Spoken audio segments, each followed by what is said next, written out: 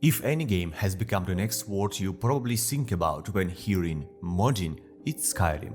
Nowadays mods is not something uncommon for PC gaming, and even for consoles sometimes. There is huge amount of mods made for GTA series, Minecraft, RimWorld and hundreds of other games. But it's Skyrim where modding stage became so vast with time that literally no game can top it. Neither in sheer amount of mods released, nor in the numbers of mods people sometimes have installed, not in the incredible complexity and depth of some of them, and how drastically they can change the game. And without exaggeration, as Skyrim is soon to become 12 years old, modding is the main reason hundreds, thousands of gamers are still playing it daily. If you are a long-time Skyrim modder, today you will see how and why we made it so far through the history of the Elder Scrolls modding. And those who never used mods before, you will probably see why you should consider modding Skyrim, even if you have never played this game to begin with. Video game modding, shortening from modification, is the process of alteration of one or more aspects of the video game, which results in change of how it looks or behaves. The mods can vary in type, size and complexity, from being super simple and humorous like these character models of Kratos, Kyle Johnson and Snow White in the Guitar Hero game, to actually incredibly complex and deeply altering entire gameplay mechanics and adding brand new game areas and chapters. Most likely, the reason for mods to appear in first turn is twofold. First, it's the core essence of video games, having fun. And the thing is, fun itself is a highly subjective meaning. For this reason, it often happens that gamer may like the game storyline, but get bored with be it too hard or too casual gameplay, or the vice versa, consider gameplay fun, but game having too boring quests or being just too short.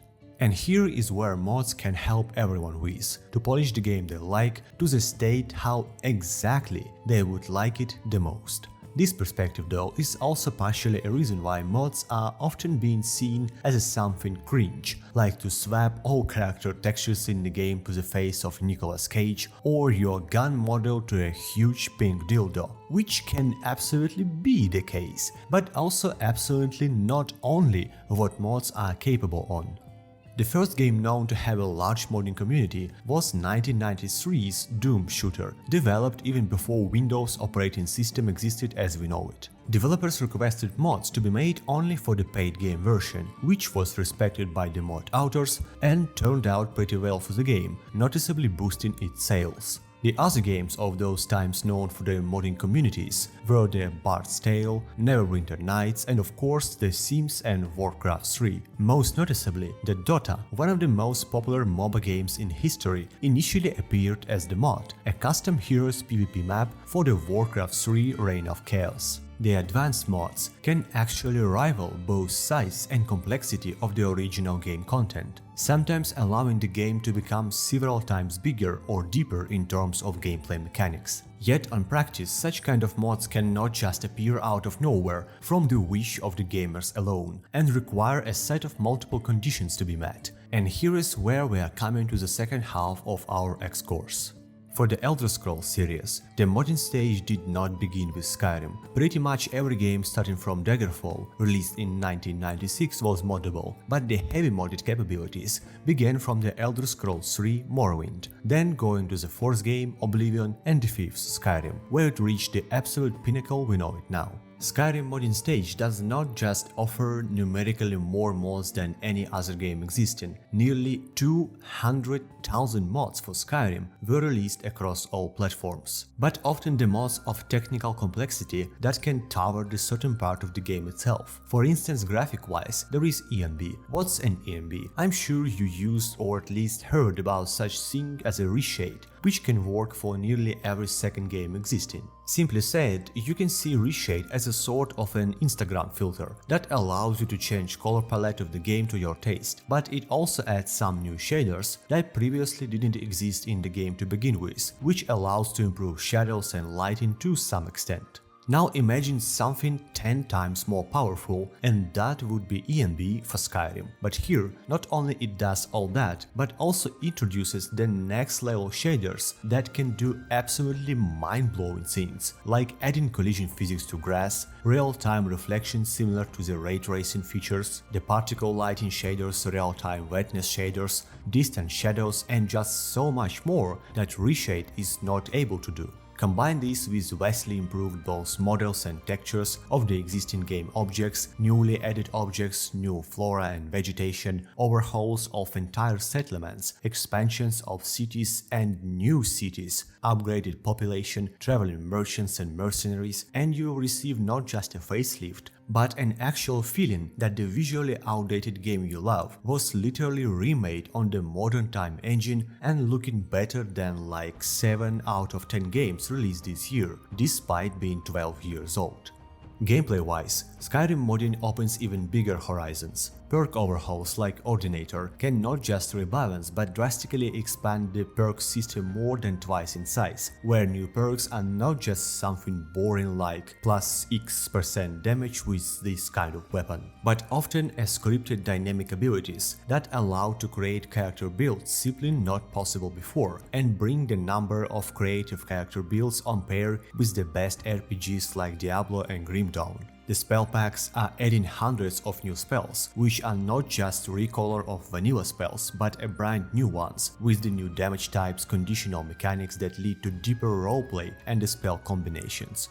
Modern Skyrim animation mods allow to not just change the existing animations, but swap them to brand new, more fluid animations with way more animation iterations. There are conditional animations with multiple subtypes, idle animations like pick up, injure, tired, cold, and even the ability to perform fully functional attack combos, not just with vanilla weapons, but with brand new weapon types like twin blades or claws, each with new custom animations too, and not only for the player, but for the NPCs as well. Combat and AI mods completely replace the dumb Skyrim anime AI to make enemies smarter, corner you, heal their allies, backstab you from invisibility, and most importantly, use both new perks and spells from the mods you are using. Immersion mods add new routine AI, daily activities for NPCs, survival mechanics like hunger, thirst, freezing, exhaustion, injuries, and even bathing and pregnancy, should you want so. On top of that, all this often comes with an in-game configuration menus where you can adjust most or all of the mod parameters to your own taste. But even with all that, you can still say, and you will be not wrong here, hey, it's still Skyrim, right? With its boring storyline and linear questlines, without any real choices and consequences system. And on top of that, in 12 years I have already played all possible Skyrim quests 10 times in a row. Guess what? Yep. Skyrim modding stage keeps evolving and growing even here. There are mods that add not just new quests, but entire locations and storylines that can take you dozens of hours to finish. And all that with fully built level design, non-linear quest choices system and fully voiced. Many other mods expand or even fully rewrite existing vanilla quest lines to be non-linear. Some Skyrim follower mods sometimes have over 10,000 dialogue lines, making them feel like real persons. There are mods adding fully working reputation systems, allowing you to start your own guild and so much more. One of the most famous Skyrim mods, Enderal, is so huge that it cannot be even called a mod, because it's actually a standalone RPG taking place in its own universe. Huge, fully voiced, scripted, and simply 100% complete and ready to play, basically using Skyrim only as an engine.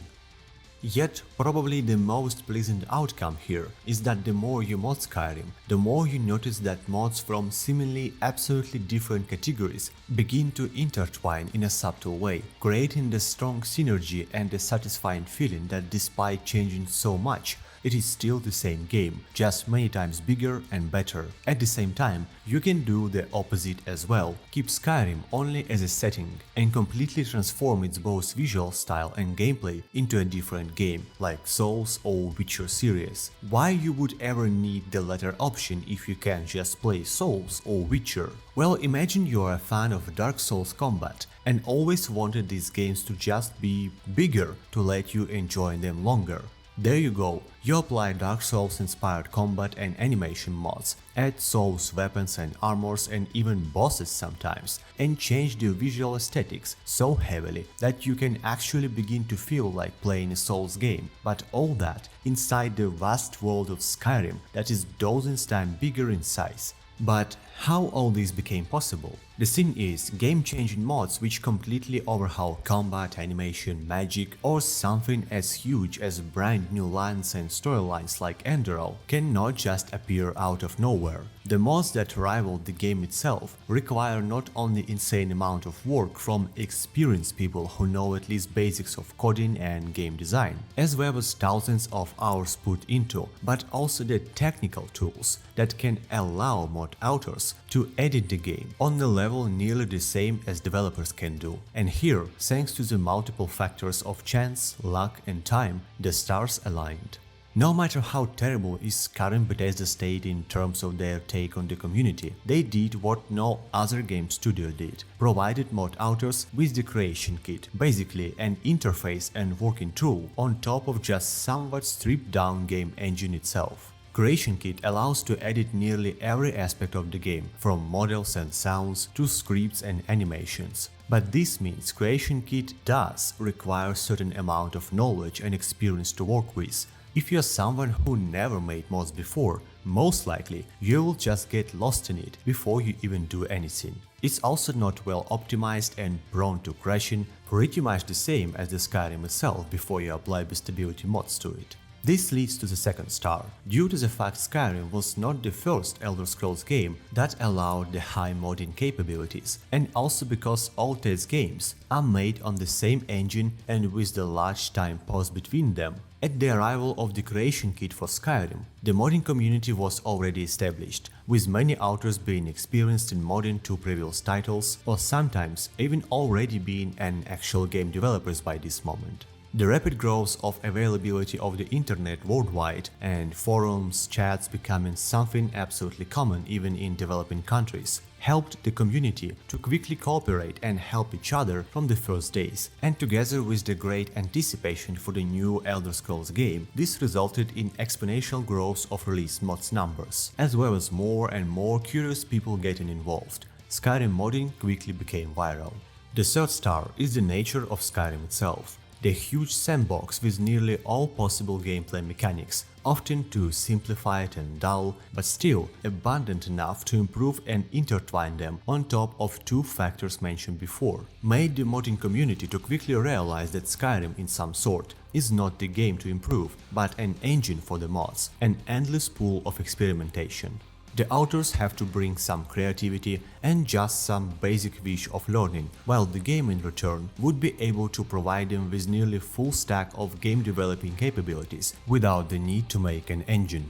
This has led to many authors of the community often showing incredible, even somewhat fanatical dedication to improving not just the game with mods, but the modding tools themselves, which resulted in appearance of tools that simplified the process of installing and using mods, like multiple different mod managers, Xedit, Loot and others, as well as the creation of the extenders to existing mod making engine, like the Skyrim script extender, which, as its name implies, allowed mod authors to add own scripts to the game, expanding the capabilities of already crazily capable creation kit even further, which in turn allowed the creation of next generation of mods for, most noticeably, animations and combat, one of the Skyrim initially weakest aspects.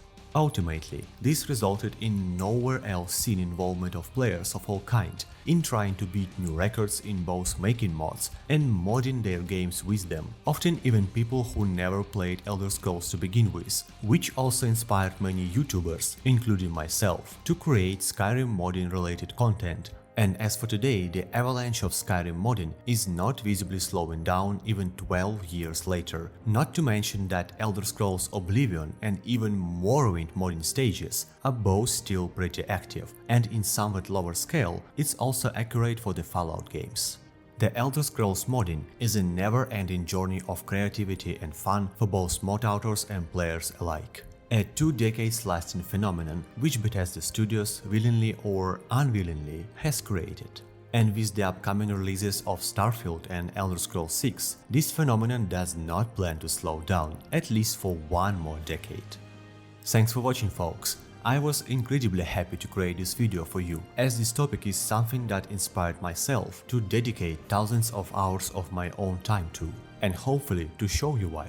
If you are just considering to try modding Skyrim, Fallout or Witcher games for the first time, check out my website for the most in-depth and constantly updated modding guides. Stay tuned, stay safe, stay happy, and see you in the next video. Sinitar here, signing out.